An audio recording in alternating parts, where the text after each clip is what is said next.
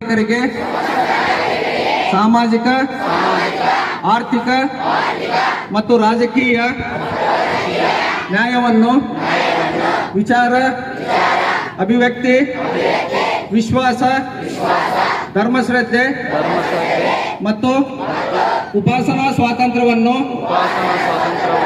ಸ್ಥಾನಮಾನ ಹಾಗೂ ಅವಕಾಶ ಸಮಾನತೆಯನ್ನು ದೊರೆಯುವಂತೆ ಮಾಡಲು ಮತ್ತು ವ್ಯಕ್ತಿ ಗೌರವವನ್ನು ರಾಷ್ಟ್ರದ ಏಕತೆಯನ್ನು ಹಾಗೂ ಅಖಂಡತೆಯನ್ನು ಸುನಿಶ್ಚಿತಗೊಳಿಸಿ ಅವರಲ್ಲಿ ಭ್ರಾತೃತ್ವ ಭಾವನೆಯನ್ನು ವೃದ್ಧಿಗೊಳಿಸಲು ಶ್ರದ್ಧಾಪೂರ್ವಕ ಸಂಕಲ್ಪ ಮಾಡಿದವರಾಗಿ ನಮ್ಮ ಸಂವಿಧಾನ ಸಭೆಯಲ್ಲಿ 1949